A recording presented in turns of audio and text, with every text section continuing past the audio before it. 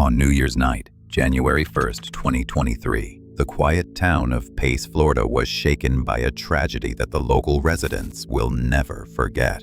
At a house on 3900 Deerwood Circle, a family tragedy unfolded that ended in murder. 32-year-old Chloe Davidson shot and killed her husband, 33-year-old Douglas Davidson Jr. At around 1:30 a.m., neighbors heard a gunshot and called the police. Responding deputies from the Santa Rosa County Sheriff's Office found Douglas in the kitchen of the home with a gunshot wound. Chloe was nearby and was immediately taken into custody. During questioning, she claimed that a struggle had occurred between them.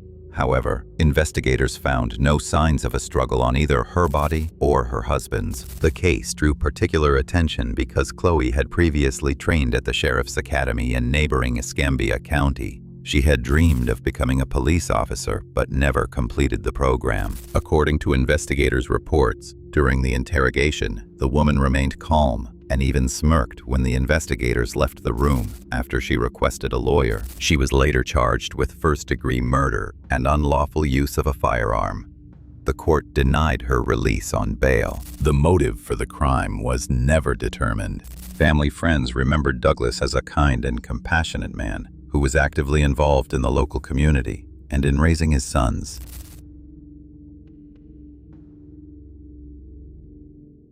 Hey.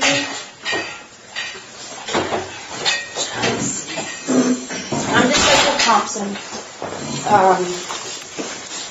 I don't have a whole lot of answers. There's not a whole lot I can tell you right now as well. Is Doug dead or alive? I can't say. You can't say if he's dead or alive? Not right now, no. Is he at a hospital? No.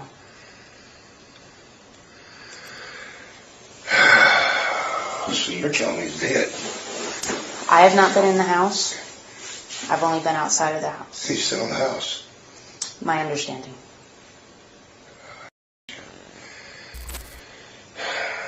Well, she going to jail? That I don't know yet. We haven't sat down and talked to her yet. Our understanding is she called and talked to you prior to, and then of course our CAD notes was there was a disturbance prior to all this happening. Didn't know if you would be willing to tell us what y'all's phone conversation was I'll about. be glad to. Okay. But I can't figure, there's parts I can't figure out. It was really short. It was really short. She said, Dad, I need you to come over. I said, Dad, I need you to come over. Doug and I got in a fight. He started choking me. He got the gun. He got his gun. I thought he was going to kill me, and I shot him. Okay. I said, you what? He said, I shot Doug. And I could hear in the background police radio or EMS or somebody. Okay. Somebody I could hear in the background. Okay. So, because my first thought was, well, call 911. You know, don't call me. Don't call 911. But I could hear the radios in the background, so there was no need to say that because 911 had obviously been called. Okay. And I said, okay, I'm on my way. And that was the conversation. Okay. So all she told me was, Doug choked me, and we got in a fight. Doug was choking me. I thought he was going to kill me. He got his gun. I thought he was going to kill me, and I shot him. Okay. Was there a struggle over the gun? I mean, y'all, I have no idea. No, and we don't know yet either. Yeah, I know nothing. In this fragment, we see the first moments after the tragedy. The moment when Chloe's father first realizes that her husband is most likely dead and that his daughter is in serious trouble.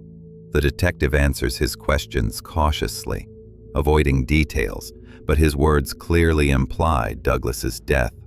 According to her father, Chloe called him immediately after the gunshot. She said that her husband had started choking her, took the gun, and she fired, fearing for her life. The self-defense version, an attempt to justify what happened, already appears here. However, it is questionable that instead of calling 911, she called her father. This behavior seems less like panic and more like a search for support and justification. She's at the door waiting for her to come to the door. 10-4.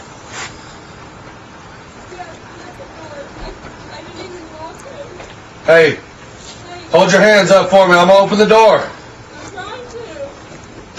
All right, well, hold your hands up. I'm gonna open it up. Back away from the door. Back away a little bit. The bottom doorknob is locked. Open it up.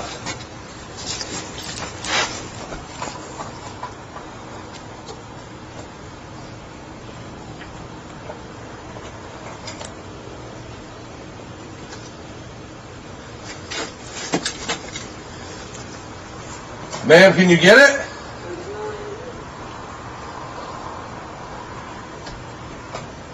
Just, hey, if you back up, I can open that door. All right, back up away from the door. I'm gonna kick it, okay? 138, are we on traffic? Are you backed up?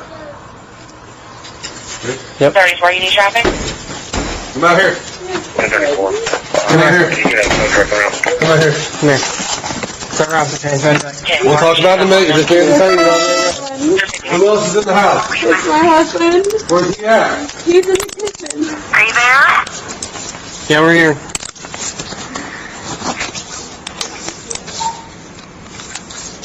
We're going to the car. We're going this way. Yep. My dog's inside. We're going this way.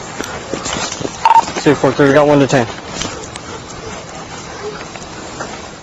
Back in the interview room, Chloe's father gives an account of what happened earlier that day. Do you know where they were at prior to all of I this do happening? not. They brought the kids over. About what time was that? It was earlier than what I thought it would be. I want to say 6:30-ish. Okay. It was after dark, at 6:30. You know, I didn't even notice. Is his truck there? A truck is there. Then how the hell did they get there? She called me at 1 o'clock this morning, or this afternoon.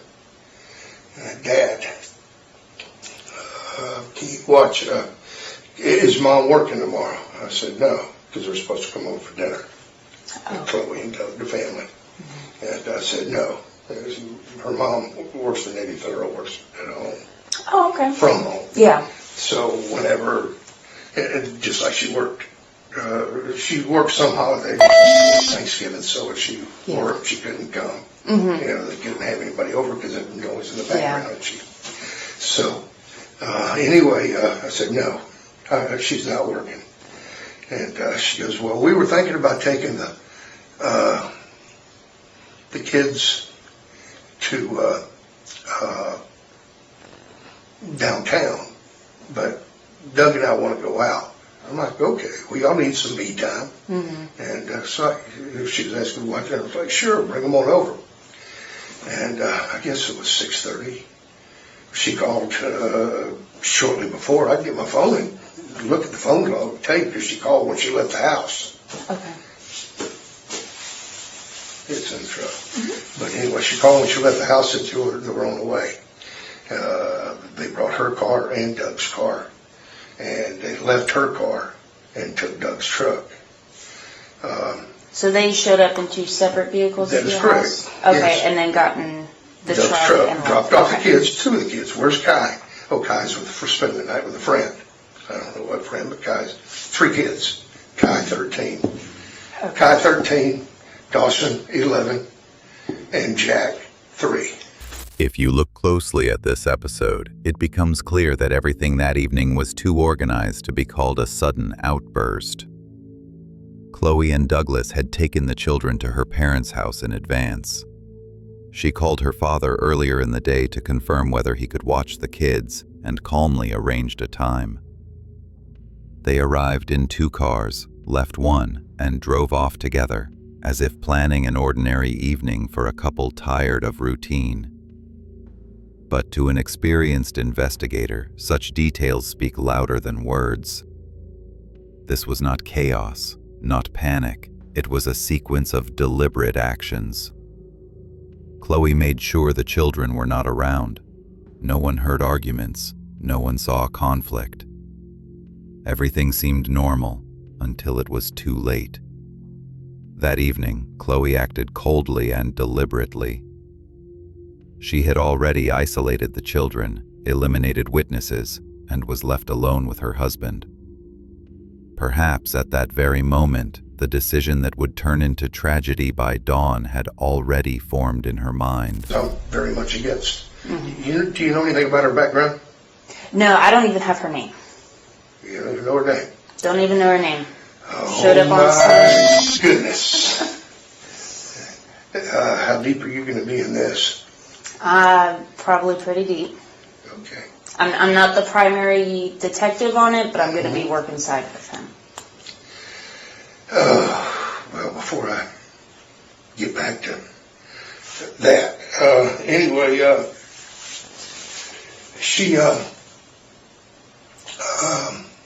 they brought the kids over and she said, Uber,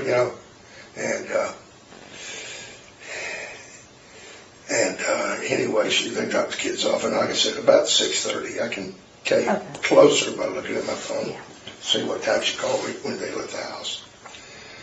And that was it. They dropped the kids off, and as they were leaving, I shook Doug's hand as he walked up, shook his hands when he left, and I said, big plans for the night? She said, Uber. And, a bad night to be going out. Mm-hmm. Bad night for them to be drinking. Bad night for them, any night's bad for them to be drinking.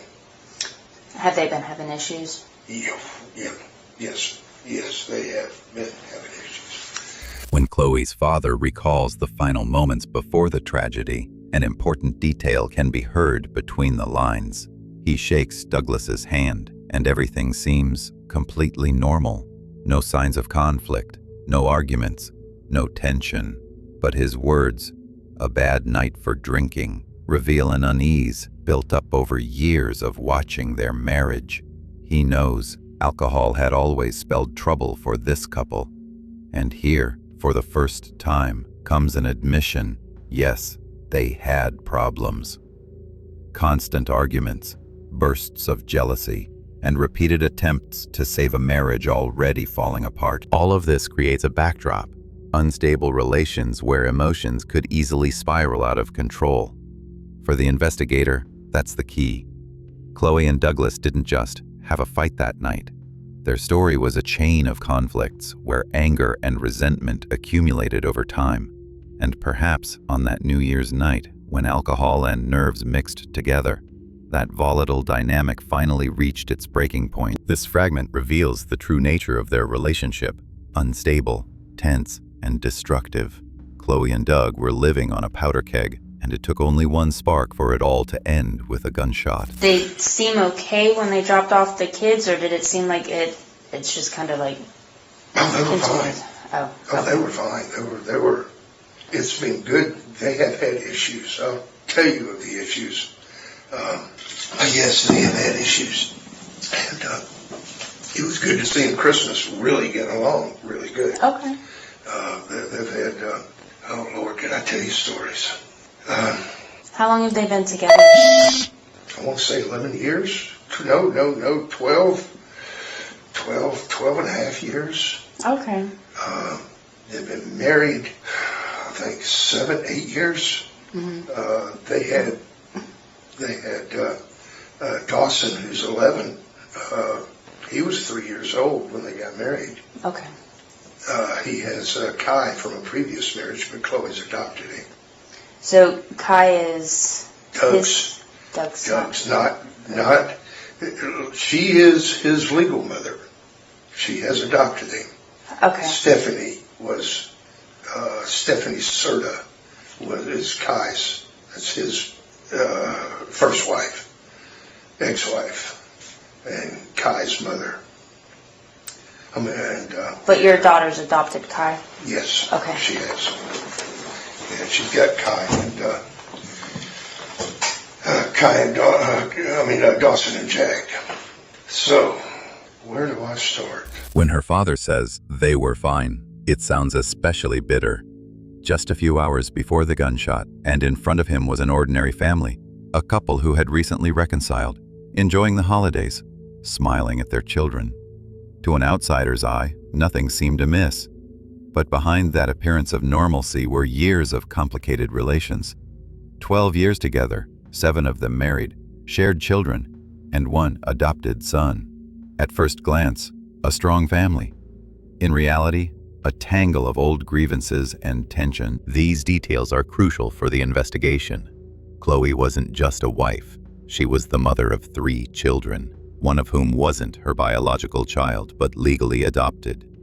That points to a long and deeply bonded relationship, one where separation or divorce would have been extremely painful. And then there's another layer. Chloe had trained at the Sheriff's Academy. She knew how to handle firearms, how to act in crisis situations, and understood the consequences of pulling the trigger better than most. Outwardly, she appeared to be a caring mother and wife, but inside was a person exhausted by conflict and capable of cold calculation. She knew the law, she knew the system, and perhaps she believed she could present what happened as self-defense. But to the detective, it's clear, this was no accident. It was a story where the line between defense and murder had become perilously thin. Looking at Scanner Road, Scambia County Sheriff's Department application database. She's got an application in for deputy. Okay. Do you know when she put that application in? 2 weeks ago. Okay. Week ago. 2 weeks ago. Week ago. Yeah. 10 days, somewhere around there. And, All right. Chloe and Doug. Oh, they got married. Chloe graduated from high school in 2008. She hooked up with Doug not too much longer after that. Doug was separated from Stephanie. I'm not sure if his divorce was final at the time. They got together, and Chloe, she wanted to be a deputy, deputy sheriff. What she wants to do is what you're doing right now. That's been her goal in life. When she was in high school, she spent more time in the school resource officer's office than anywhere. Mm-hmm. You know, she got with Doug. And it wasn't too long after that. Doug wasn't up on it. I wasn't having any part of her being a sheriff because it's a deputy, because it's too many, it's a male-dominated type of environment. He wasn't having any part of that. Didn't like the idea of it. But still, that was what Chloe wanted to do. It now becomes clear that between Chloe and Douglas there had long existed not only domestic, but also psychological tension. Just 10 days before the murder, Chloe submitted a job application to the sheriff's office, an attempt to fulfill the dream she had pursued since youth. She had always wanted to be in uniform, to work in law enforcement, to serve the law. But for Douglas, that was unacceptable. He did not support her ambitions, believing that such work was for men, not a place for a wife and mother. For the investigator, this marks an important turning point. We see a woman who had lived for years under her husband's control and within strict limits. Her desire to step beyond those boundaries, to join the police, may have been the final spark in their relationship. Where Chloe saw a chance for independence, Doug saw a threat, a loss of power, jealousy, the fear of being pushed aside. Behind the surface story of a family conflict lies a deeper personal motive, a struggle for control. Chloe was striving for freedom and recognition, while Doug was trying to keep her confined within familiar boundaries. When her dream of a new life collided with the pressure of the old one, the result was an explosion, a gunshot that ended not only her husband's life, but also all her chances for a future. At Dawson, and then She started a photography business specializing in baby newborn photography. Matter of fact, she did real well with it there for a minute. Kai came down with leukemia. And he had leukemia, I want to say, about 3 years. And she basically had to back off the photography because of Kai. She was his full-time caregiver. And as a matter of fact, at one point, he was a Sacred Heart. They pronounced him terminal. They couldn't do anything more for him. He got, whatever, forget the acronym, but it's for the capillaries in the liver because of the chemotherapy. Close up and the blood no longer flows through the liver. Gotcha. He bloated up and they pronounced him terminal, but there was a experimental drug that was going through clinical trials in Jacksonville, the Children's Hospital in Jacksonville. So he was life-flighted over there with a 30% chance of it working. I thought he was going to come home in a box. 3 weeks later, he came home. A couple years later, he went into remission. And he's now 13, and Kai, I want to say, was 5 at the time. Here we see the human side of Chloe, and it is far from the image of a cold-blooded killer. After the wedding, she tried to build a normal life. She opened a photo studio, took pictures of newborns, and devoted herself to creativity. Everything collapsed when her eldest son, Kai, was diagnosed with leukemia. For 3 years, her life became a constant battle for her child's survival. She closed her business, became his full-time caregiver, and lived through the moment when doctors declared the boy hopeless. But he miraculously survived. For the investigator, this part of the story is important, not just as background. It shows how strong and resilient Chloe was. A person capable of enduring a child's illness and pulling him back from the brink of death must possess immense willpower. But such strength can also have a dark side: control, suppressed emotions, inner exhaustion. When her father recalls standing outside his daughter's house after the murder, asking only one question: where are the children and who will take care of them? It becomes clear. Despite everything, he still sees her as a mother, not a criminal. He's got 3 children. 2 of them's at my house. And One one second, I can hear. 13-year-old somewhere else. 13-year-old is Chloe's adopted son, not Okay. one of the bars. And they could really consider that he's really close to him. Somebody got to tell his kids something. Whenever we find out, we'll figure something out. There's just a whole lot left. Yeah. I understand. I understand. I get it. And I wouldn't wake him up. Oh, I have no intention Yeah. of making anybody else. Just- I mean, simply, Tomorrow's going to be a bad conversation. yeah. No matter how they slice it, no matter what happens, it's going to be a bad conversation.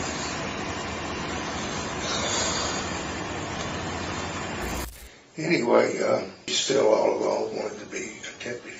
Wanted to be what you are. You wanted to be an investigator. And she,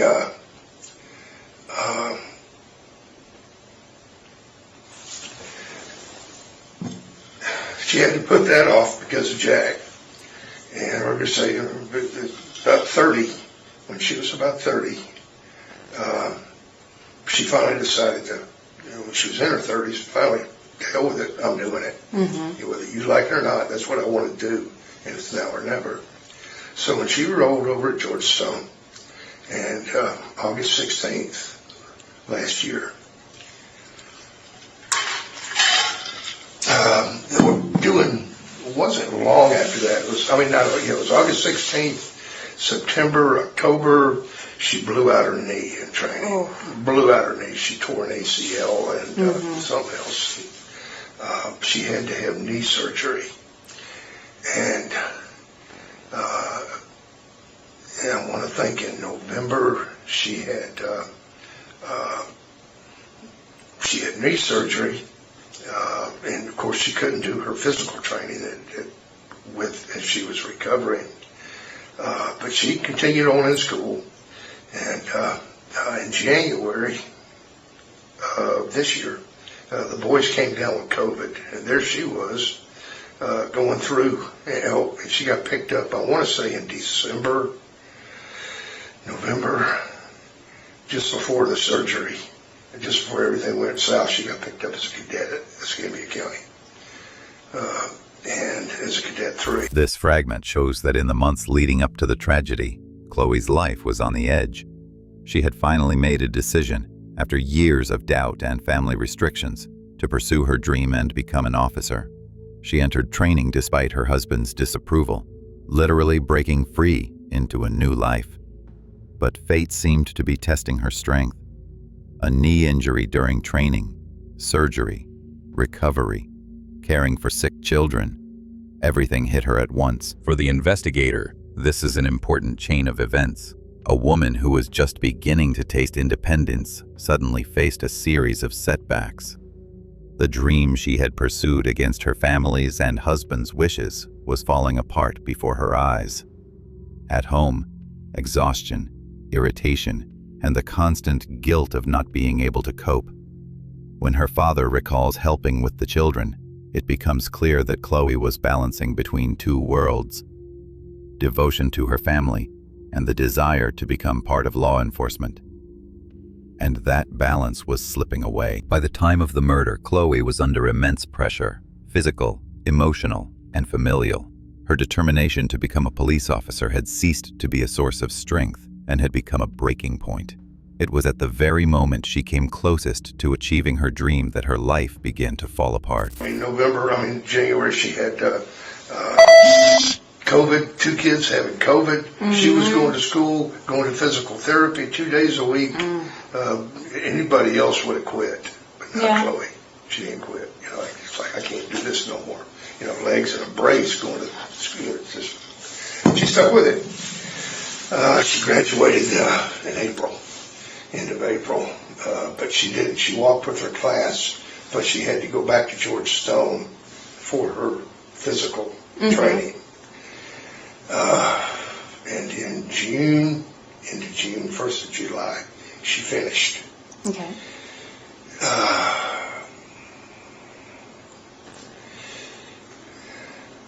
The day after she completed George Stone, she drove to Gainesville and and then took her state exam on Friday. On Monday, she started what do they call it? FTAP. Okay. Escambia County's training. Is she still employed with this? No. Okay. Oh, okay. Sorry. We'll get through this. And then she started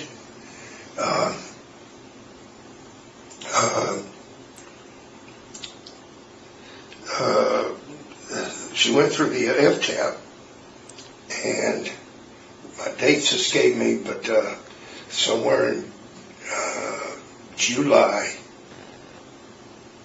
there was like 5 weeks of FTAP, 4 weeks, and then she went into FTO, phase 1, phase 2. She went through phase 2, and everything was, she did okay, and I had a couple problems, and she did, I think, a week of remedial. Then she went to phase 3. They gave her own car. She was Frank 26, and then she got put with a Deputy Graves. I got a lot of problem with the way this went down in Escambia County. Day 1. This fragment shows Chloe's determination bordering on obsession. After injuries, surgeries, and family problems, she still manages to complete her training. 2 sick children, physical therapy, classes, all at once, yet she doesn't give up. Even with her leg in a brace, she continues attending lessons and passes her exams. This isn't just stubbornness. It's a near fanatical need to prove to herself, her husband, and the world that she is capable of becoming an officer. After finishing the academy, she immediately takes the state exam, completes additional training, receives a patrol car, and begins working on duty. However, her father notices troubling signs. Something went wrong in Escambia. Perhaps she faced pressure, misunderstanding, or internal conflicts at work. For an experienced investigator, such words hint that behind the facade of professional success, disappointment, and perhaps a deep inner fracture was already forming. In this part, we see Chloe at the height of her tension. She had finally achieved her goal but had paid for it with everything: her health, her family, her peace of mind. She was living on the edge, and even those close to her could sense the growing unease inside her. When her father says there were red flags, it becomes clear that the breakdown had already happened. No one had yet realized just how dangerous it was. I got a lot of problem with the way this went down in Escambia County. Day one, first day of FTO, he wrote the, what do you call it, the daily report. Okay. I guess you have your positives, your negatives, Yes. or whatever. For positives, he put, she showed up in uniform. And it went downhill from there. Okay. They had investigated, there was a murder over in Montclair, Mayfair, not Montclair, Mayfair. That she was, I'm sure it was on the news where they had. They have so many shootings. Anyway, she was the lead on it. She went in. She was the first Okay. deputy on scene, and I was there when the guy died and everything. And well, actually, he was still alive when he went to the hospital. But anyway, she thought she'd done real well with it. But anyway, it was the second day she was there, the deputy or FTO asked her if she had had brain trauma. And, it's like, if you had a traumatic brain injury or something. And she said no. We said, well, you sure are stupid. And it just kept on going like that. And I told Chloe, I said, probably the best thing you can do is just back out of this one, because it was 2 weeks into it, because it was a 6-week FTO. 2 weeks into it, she was, one of the officers had some kind of thing in there. She was at another scene, and one of the officers had some kind of flashlight carrier on his vest, and she asked where he got it, because she'd like to have one. And her FTO told her, don't bother. He said, don't bother, you're not going to need it. And after I heard that one, it's like, I spent 30 years in the Marine Corps. I know how the things work. Mm-hmm. When you want to get rid of somebody, you build your building blocks, and you make it happen. Whether it's personal, professional. Anyway, it went on. A few weeks into it, her FTO wasn't there, and went with another FTO. The FTO said she was fine. As a matter of fact, gave her a good DOR. And the next day, the FTO she was with came in and made him change it to a derogatory DOR. And I was like, Chloe, this ain't going to work. You ain't going to make it. And anyway, she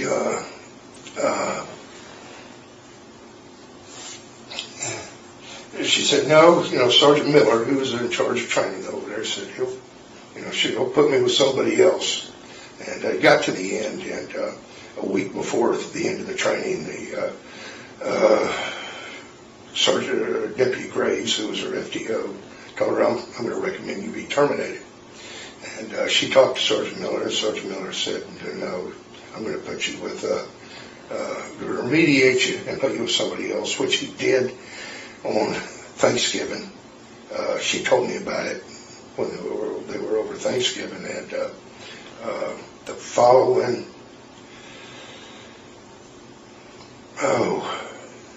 week when she finished. But anyway, the phase 3, and she talked to Sergeant Miller, and anyway, she went in to meet with her new FTO for the remediation, and Sergeant Miller called it in and said, you can either resign or be terminated. Okay. And This fragment reveals the moment that may have become the final push toward the tragedy. Chloe had finally achieved her goal. She got the uniform, the patrol car, and went out on duty. But instead of recognition and support, she encountered humiliation and pressure within the department.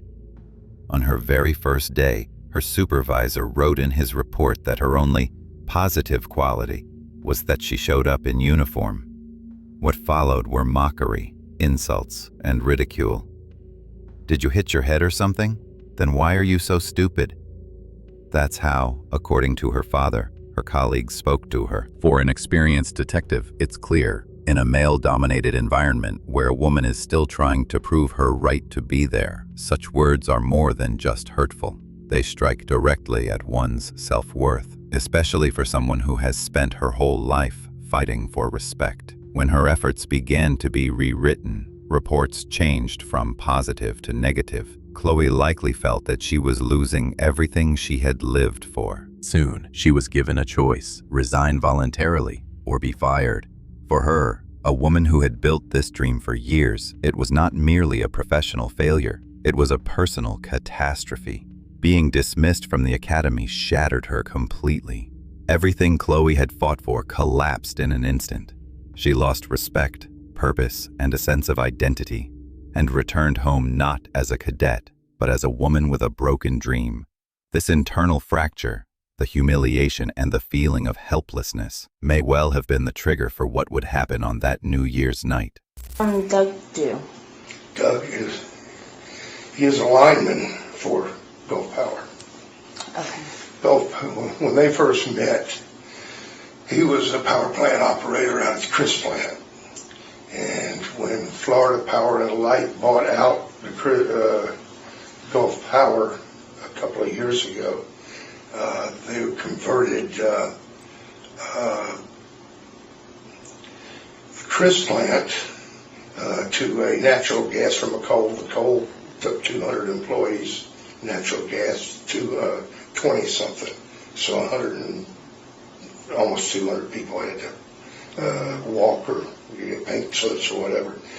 So he went from a level 3, power plant operator to being an apprentice lineman. Pay cut in half from $50-something an hour to $26 an hour. Yeah. It hurt. But at least he still had a job where he could find his way back up. And that's probably, I want to say, been 2 years. Okay.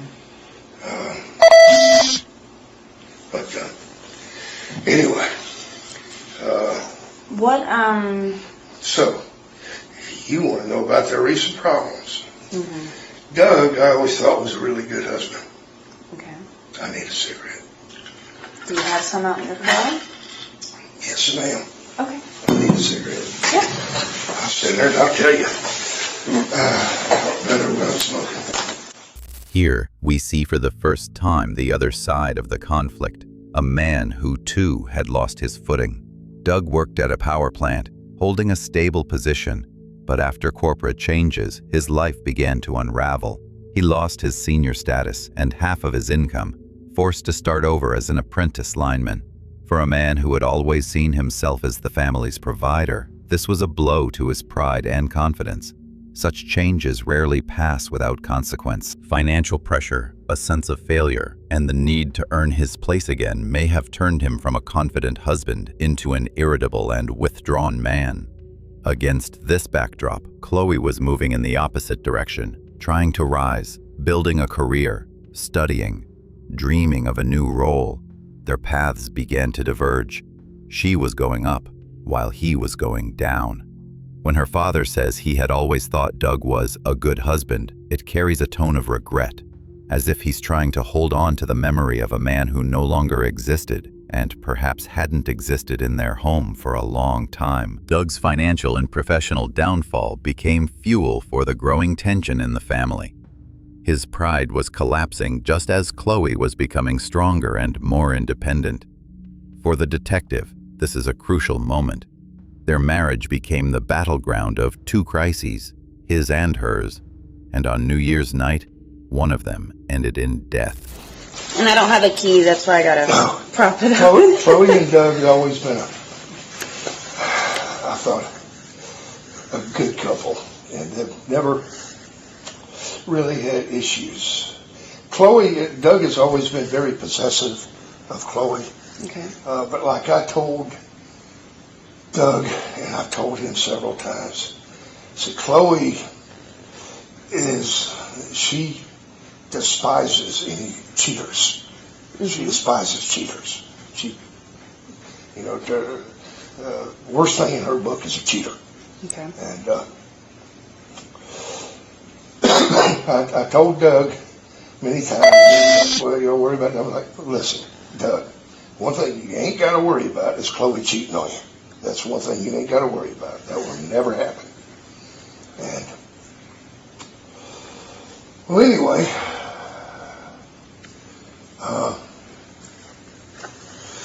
and Chloe has been somewhat naive and didn't have her guard up. Well, on Halloween night, this was two other things with Grace. Fantastic. Halloween night, Chloe's favorite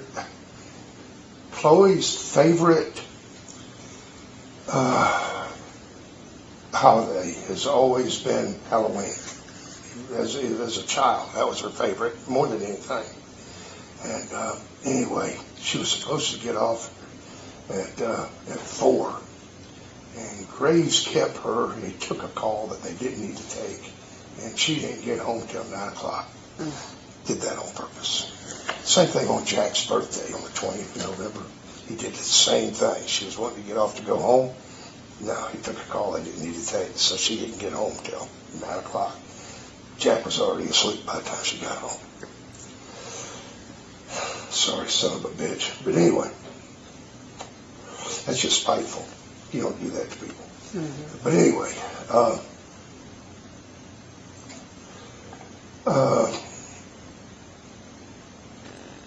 the weekend before Halloween on a Monday, Doug,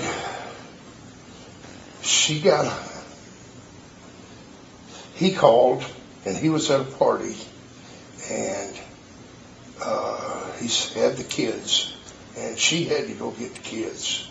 And anyway, she went and got them, and when she got off, this was on Saturday night, he didn't come home till 4 o'clock in the morning.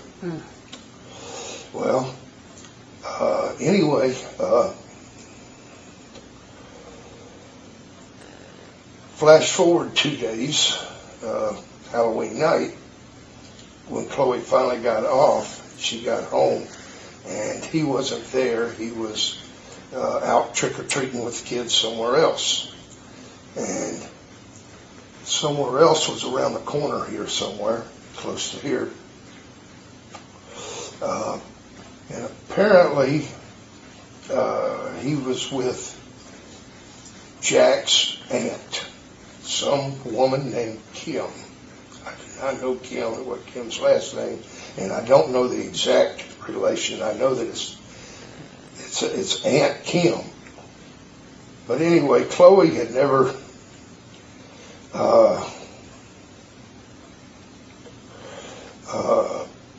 suspected anything. But anyway, when he finally came home, she was pretty upset because he didn't come home until about 11 o'clock on Halloween night. And with Jack and Dawson, Kyle was at a friend's. And anyway, she got a hold of his phone, which she had never done before. But let's just say there had been a lot of communication between Doug. Here we see how Chloe and Douglas's personal life finally spiraled out of control. Her father recalls that Douglas had always been possessive, jealous, and controlling. Yet it seems he himself crossed the very line that Chloe considered unforgivable. She despised infidelity. For her, it was the ultimate betrayal. And that belief had always given Douglas confidence that his wife would never be capable of deceit. But, as so often happens, his fear of betrayal became prophetic. Halloween, Chloe's favorite holiday, became a turning point for her. Douglas stayed late at work, missed the family evening, then disappeared for several hours with the kids and Aunt Kim, a woman Chloe had never even heard of before. Later, when she took her husband's phone, she found messages proving there was something between him and Kim. For the investigator, this is a critical episode. A woman who had already endured job loss, humiliation, and psychological strain suffers a new blow: personal betrayal. Everything that had held her emotional balance together collapses. And most dangerously, Chloe now begins to think not as a hurt wife, but as someone conducting an investigation. She turns jealousy into a mission, making Douglas's affair her own case, her operation. This moment became the trigger. Within, Chloe awakened not just pain, but a kind of professional coldness, as if this were no longer a personal drama, but a crime to be solved.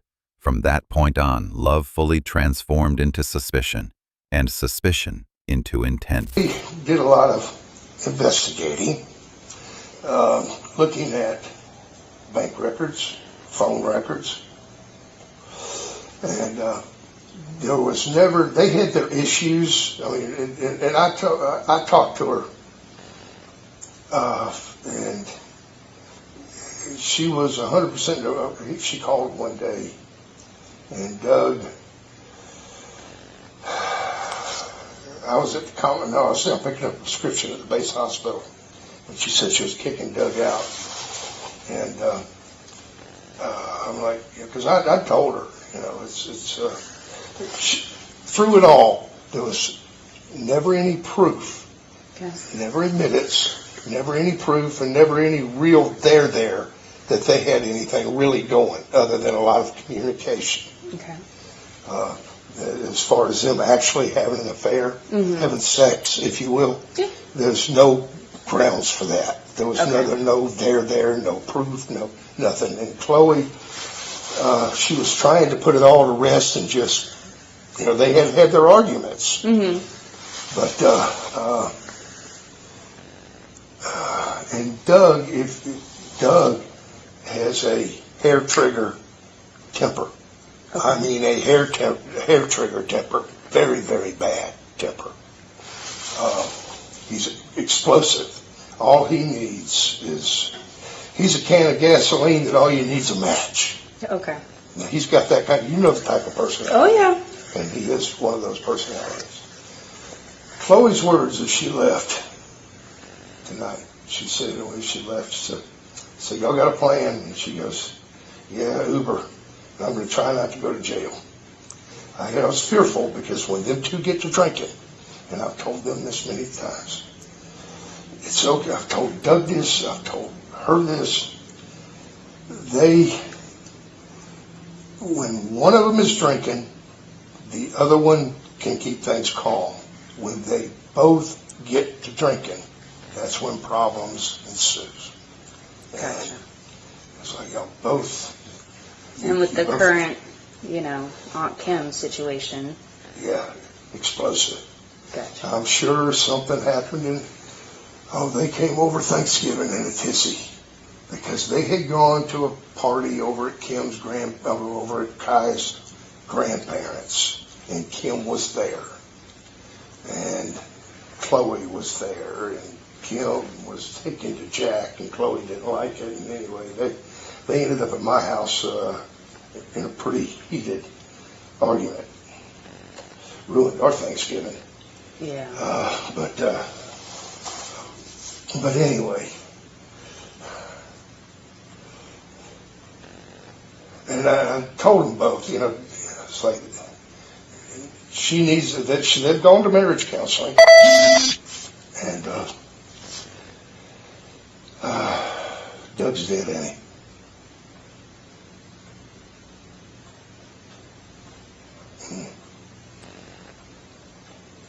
What are they going to do with Chloe? I have no idea yet. Any idea when I can come get her? Or I can, or is she going to jail? That I don't know yet. I can give you a call afterwards and kind of update you a little bit on which way it ends up going. Obviously, I'm not over there at the house. The lead detective is over there right now. That's why I got the phone call.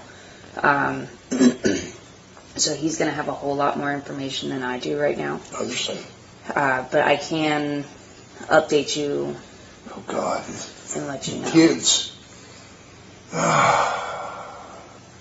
Let me grab your wallet and drink real quick. Yeah. I'm glad you remember. Oh, this drawer is heavy. To grab it. Okay, go ahead. But I'll just to make sure. I know. I do know one thing. Doug is always been very good. And I don't know how y'all treat it. I don't know what y'all do with it. But I would take great credence in the words that Chloe said to me. Okay. I thought he was going to kill me. You know, what do you do? Yeah. What do you This fragment marks the final point in the father's account, and it contains the words that would later become central to Chloe's version of events. I thought he was going to kill me. For an investigator, such phrases are not mere emotion, they are an attempt to shape the tone of a future defense.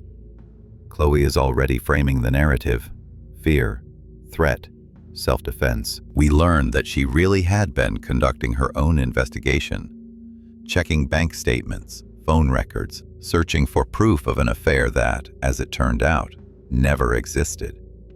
But in the process, she sank deeper into suspicion and jealousy. And Doug, according to her father, had a volatile temper. He could explode in an instant, especially when drinking.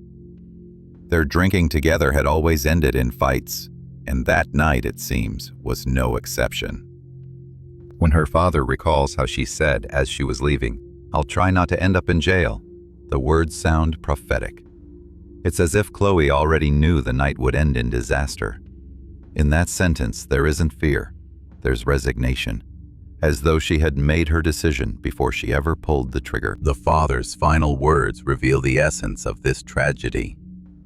Yes, Chloe may have been afraid of her husband, but even more, she feared losing control again over her life, her family, herself.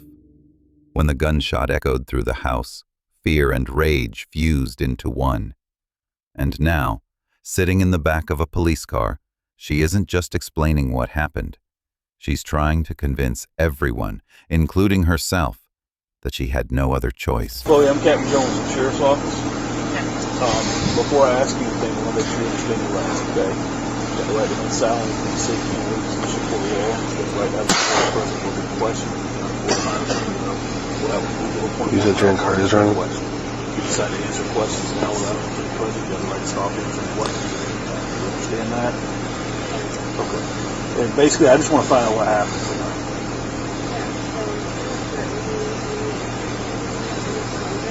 I'm going to step over to the other side so I'm not talking across the car at you, okay? Hang on one second.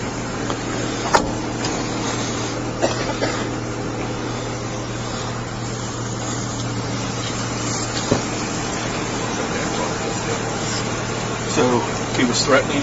Yeah. Okay. Where did that take place at?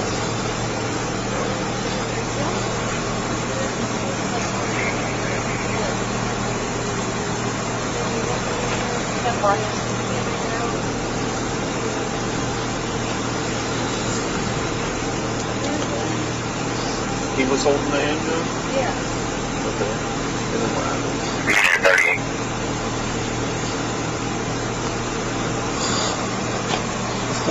38. Found it. Come on, floor. Were y'all in Sally earlier? They told us at 10:70 to 4. Yes. Because it was like right in the middle of everything. I was like, what? You're on. No, I just already feel like So, when the argument started, what did the argument start about? We got mad because we never recording with our Uber driver. We got pissed off. So y'all got home. Where did you go? We came here. I understand, but I mean, where at in the house? I went to water time. So I went like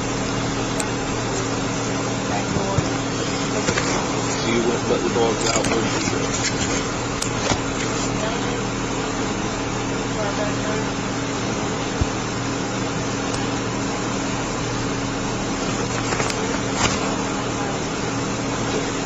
And then at some point you were saying he went and got the gun and brought it out?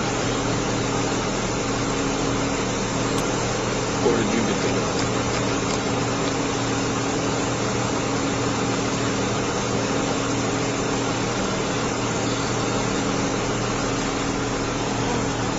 You don't know.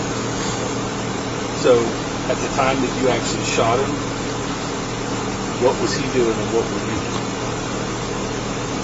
He said, I'm gonna fucking kill you. Okay, what was he doing when he said that? He's like doing this, like, And he was actually strangling you? no, he's like, I'm gonna fucking kill you. And then he was coming at you with his hands up? Yes. And then that's when you shot him? Yeah. Or was there a separation and then... I'm like, really good. Can you lift your head up a little bit for me?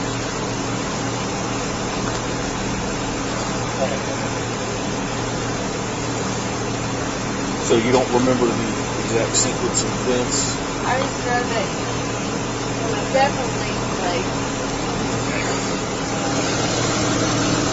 crazy. Did he actually put his hands on your neck or did he just have an emotion after he did it?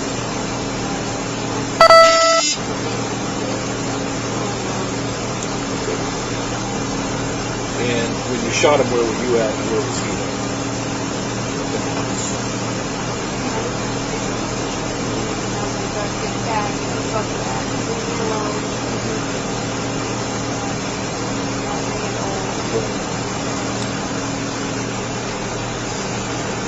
Are y'all married?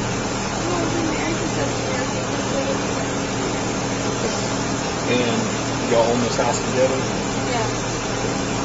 You understand that we have to, obviously it's a crime scene, we've got to process it and all that. Do you have the issue with us processing the house? All right. Yes, he is. He is.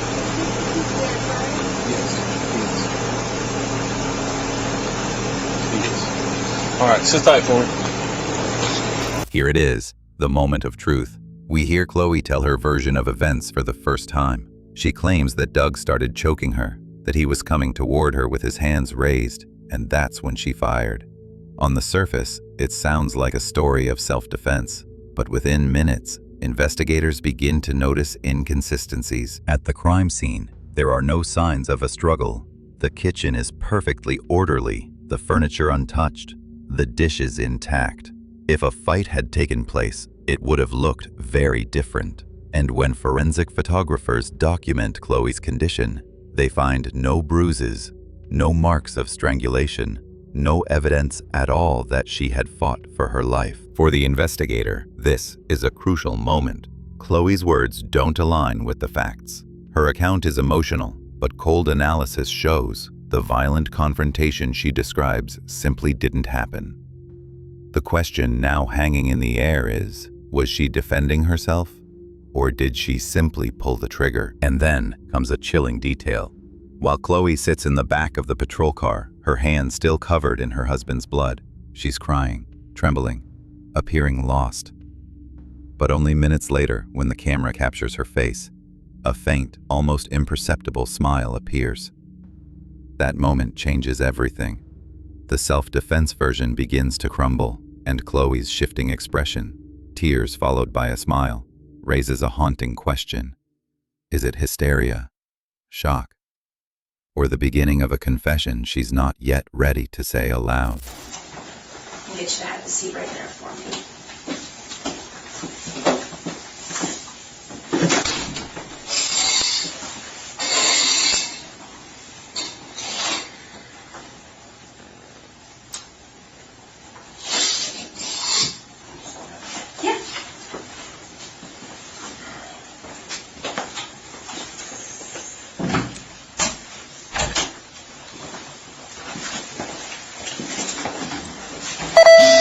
Good morning.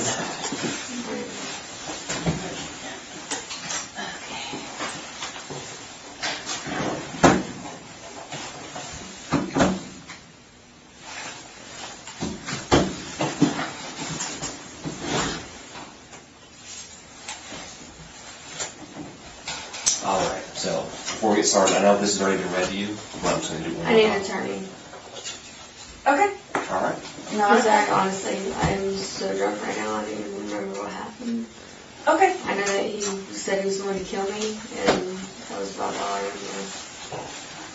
remember. Okay. Let me go grab the deputy real quick, and we will get you up there to the jail or back to the house, okay? Yeah. Just hang tight with me. Or actually, I got cuffs with me. Go ahead and stand up for me. Put your hands behind your back. If you put them together like you're praying, it'll be a bit more comfortable.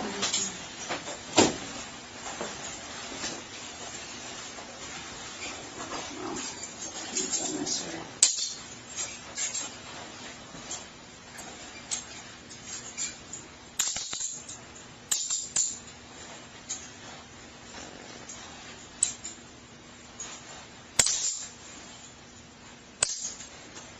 Sir?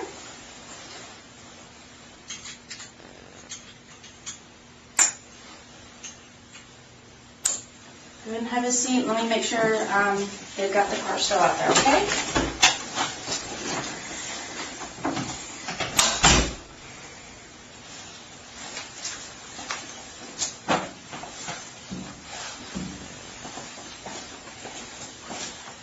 I'm going to be standing right outside the store. If you need anything, let me know, okay?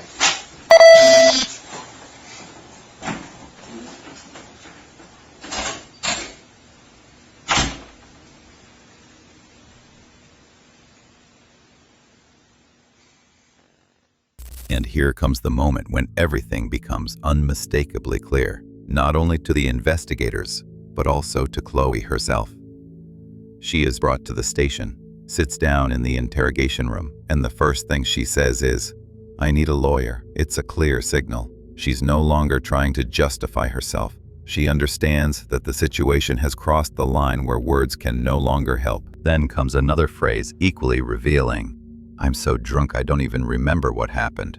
Now, instead of self-defense, a new version emerges. Loss of control due to alcohol.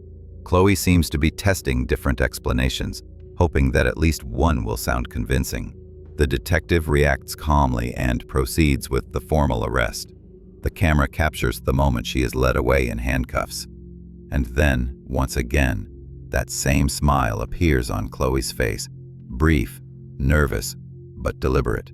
Within it lies a mix of despair, relief, and perhaps a strange sense of control over the very situation she herself destroyed. In this scene, Chloe stops being the victim and becomes the accused. She no longer defends herself. She accepts the inevitable, but her demeanor doesn't express remorse. It reveals inner confusion. She realizes that the game she tried to play, to control, to explain, to justify, is over. From this moment on, only the facts will speak. So, real quick, can I just check your neck real fast? Okay. So we'll go ahead and get you out there to the deputy's car, okay?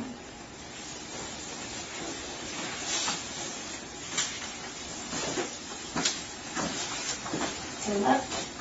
You'll be 70 minutes. The night ended with the gunshot, but the story did not.